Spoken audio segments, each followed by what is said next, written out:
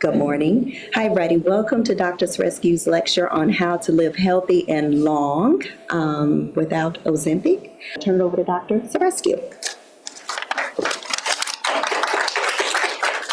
Well, I guess good afternoon, and thank you all for coming. And I decided that this time I'm going to try to talk about really not just how to stay out of disease and stay healthy. That means live a good quality of life, but also how to avoid getting old and sick. And in particular, the emphasis actually will be to talk about women, elderly, children, and that's extremely important. Doctors have been guilty of the fact that, like Wendell Berry said, people are fed by the food industry, which pays no attention to health, and are treated by the health industry, which pays no attention to food. And there's a recent movie that actually came out with Jason Statham that he's the beekeeper in his former life. He takes care of the bees, but in his real life, he's actually a human keeper. And our job as doctors are to be human keepers. And I really don't think that, I think drugs that we use are a way of how to discover mechanism of disease and proves the principle, but they actually buy you time, like a Band-Aid when the wound is gushing, but it doesn't treat necessarily the cause of it. And I would like to see how we can be better human keepers by talking about, food and lifestyle changes that can make an impact. And unfortunately, when it comes to that, if I were to give you advices, it's going to really complicate it because basically our menu is now divided in three sections: cancer-causing foods, artery-clogging foods, and foods that are being boycotted for political and environmental reasons. I'm going to try to stay away from that part of it. Just know if there's any politics involved, the advice is not honest, okay? And that's the take-home message. But bottom line is, if you were to see, okay, how do I avoid to get sick? What we call chronic diseases. I'm talking about diabetes, I'm talking about heart disease, I'm talking about lung disease, I'm talking about cancers, I'm talking about dementia. Those take years actually to develop and stay with us. And if you were to look, just age is by far the greatest risk factor for that. So getting old also comes with the diseases. And if you look, for example, for me, in my 20s, I had almost minimal or no risk factor of getting heart attacks or cancers. But once I'm in the 50s, mid-50s, like I am right now, my risk is 100-fold. And once you're mid-70s, your risk is 10,000-fold. Okay? So just by itself. So clear, there's something particular about just being exposed to something for 70 years that not only makes us get older, but also makes us get the disease, that makes us disabled. So they have that in common. Actually, we know the other way around is true also. If somebody, for some reason, early in their life suffers from one organ disease, like congestive heart failure or COPD, asthma, lung issues, it does the other way around. For every year we live with that, for every year we live with congestive heart failure at a younger age, or with asthma or lung disease, we live a month or 2 months shorter. Actually, the impact of lung disease is probably the highest, the worst. So it goes both ways. If you get a chronic disease, you also age faster, sorry. So, and the common denominator for all these chronic conditions is actually diabetes, or actually it's a combination. We tell you of pre-diabetes and diabetes. For example, if you're older than 65 in this country, if you actually really look for it, and ask the doctor to look for it, which, by the way, most of the doctors don't, a combination between pre-diabetes and diabetes involves 80% of people in this country. So basically, chronic diseases and aging come with diabetes, or the spectrum of it. So that means there's something that causes diabetes that probably aggravates the others too. And in a nutshell, I'm going to review the next slide. It might get a little complicated, but I wanted you to understand what's the ultimate cause of all this together. We actually have a pretty good understanding about it. And the ultimate cause is something that we do on a regular basis, every day. Okay? And what's every day? We eat and we breathe air, oxygen. And that everyday part goes into this little body inside the cell that's called mitochondria. Mitochondria is called the powerhouse of the cell because it provides us the energy. As a matter of fact, the only reason why we breathe air, oxygen, and we eat food is to eventually go and get burned into this oven that's called mitochondria. And here, for the sake of it, it looks like I only have 1 or 2 or 3. There are actually between 10 of these mitochondria per cell up to 100,000 per cell. All right? But they are basically the oven of our body, inside our cells. They receive instructions from the food we eat, glucose, fats, proteins, and oxygen. And then they do their thing. They start, burning it. And the mitochondria is actually an old bacteria that has gotten inside our cells about 2.2 billion years ago. In other words, what I'm trying to tell you is being predetermined to us for 2.2 billion years ago. Okay? And if we understand the laws of this, then we understand the laws of healthy nutrition. So what does the mitochondria think? Well, as long as it gets just glucose, fats, proteins, it will burn and make energy. How does it do that? I don't need you to memorize the formulas. I just want you to look at the storyline, okay? So if I take a simple compound that's healthy to burn, glucose, which is half of the molecules of sugar. It's actually made of 3 elements, carbon, hydrogen, and oxygen, okay? The carbon part in the mitochondria, what we call Krebs cycle, is actually separated from this glucose and is used back into the cell, is getting out outside the mitochondria in the cell to actually make our cell structure. The membranes helps us to divide our cells, DNA, RNA, helps us to replete our proteins every 2 weeks. Actually, we don't know, but every 2 weeks we have a total new body, total new proteins. Every 2 weeks our mitochondria are new. There's a lot going on there, and that's why we need to eat. But the other part, that's the carbon, why we have it in this glucose, proteins, and fats. But the other part is the energy. The energy comes from this little atom, hydrogen. It's the same like the sun, okay? And the hydrogen is being split into hydrogen and energy, the energized electron. That electron then goes, and they're split literally, it's like a fission that our mitochondria does. The hydrogen goes on one side of the membrane and creates a positive charge. The other side, the electron goes down what we call electron transport chain, and then is delivered to oxygen to create ATP. That's actually our energy dollar. Okay, we create every day our whole body weight in ATP. All right, so now we have energy, and that's fine. Why? Because we need that energy to do cell functions. That allowed us, after we got that mitochondria 2.2 billion years ago, so we can start forward. You can start move around. They become multicellular structures. Bacteria are only single cells because they don't have mitochondria. They don't have this extra energy. All they have energy is to multiply one at a time. For us, we are able to then put many cells together into an organs, and then many organs into an organism, and that's how we got to be mammalians. And then we have another thing happens in the process of burning this and producing energy. We also release heat. That's why we are able to create our own heat and be independent of what's the temperature outside up to a point.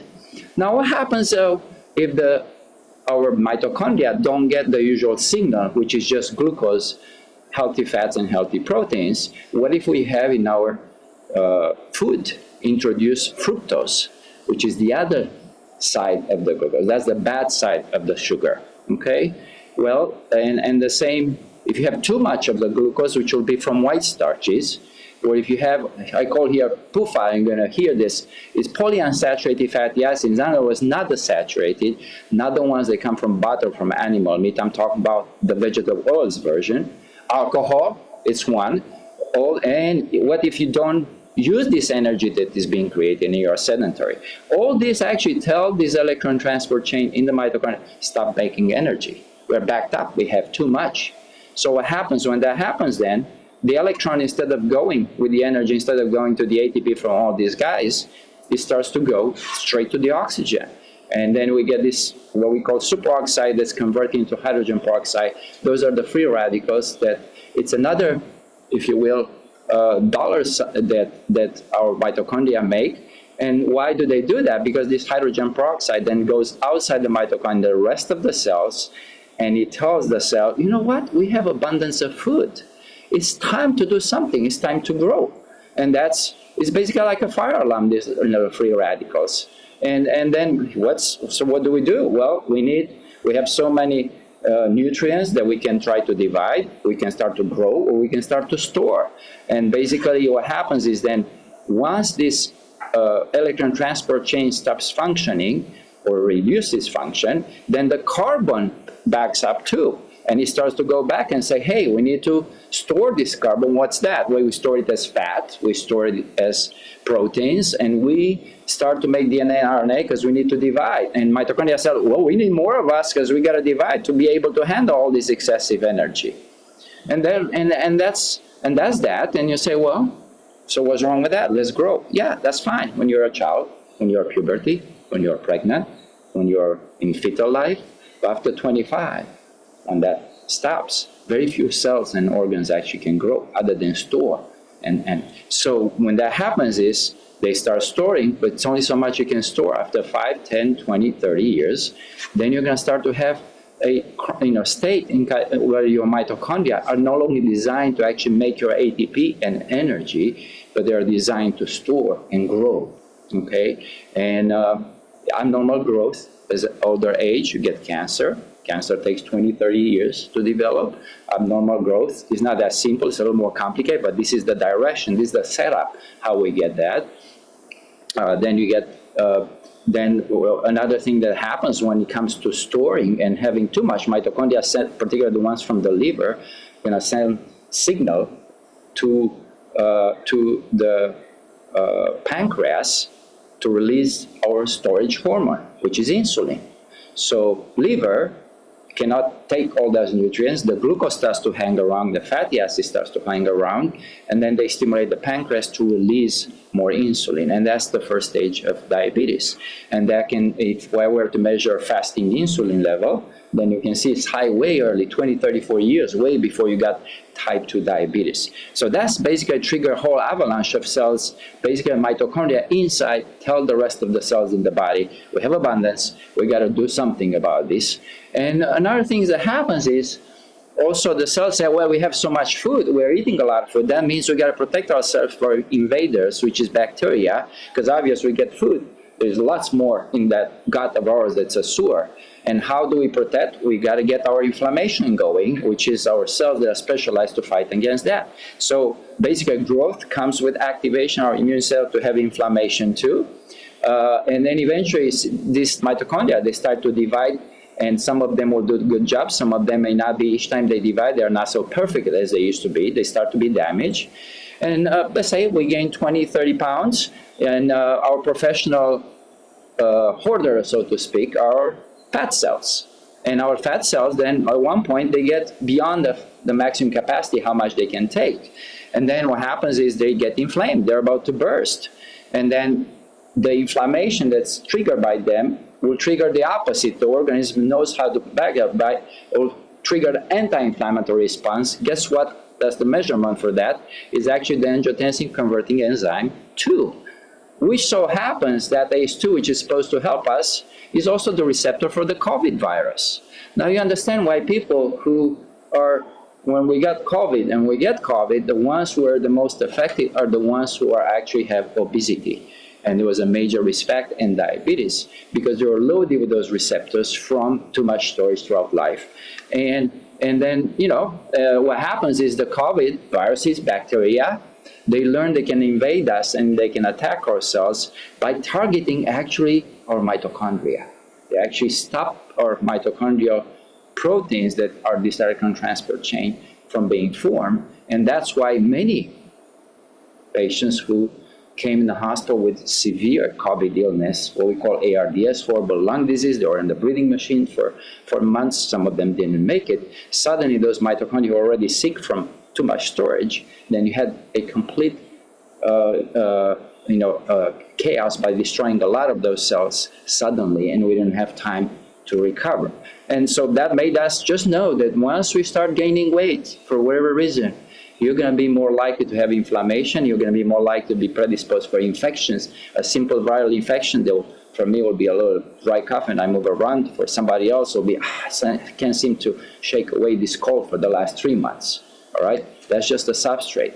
So, and that's basically, in a nutshell, the story of how we get old from just something that we do every day by eating the wrong food. And food is not the only thing. Another oxygen comes from breathing air, but there are pollutants in the breathing air. 80% is food, from why you were sick. About 20% is air pollutants. But there's nothing I can do about air, at least as of now. But at least 80% we can work by working on that.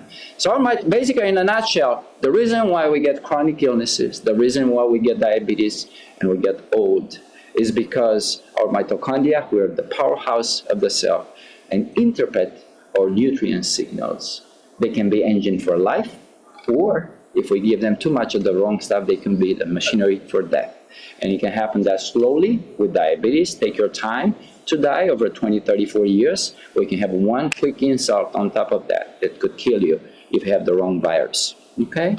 So bottom line is, when it comes to food, it doesn't matter what I say. It doesn't matter what the experts say.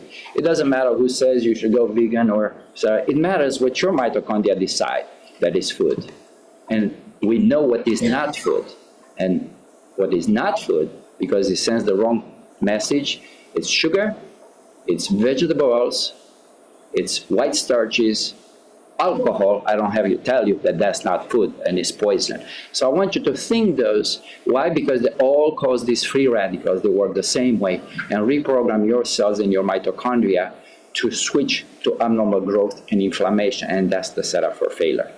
All right, so now, that I like to integrate this, and I say, well, what causes the cardiovascular disease?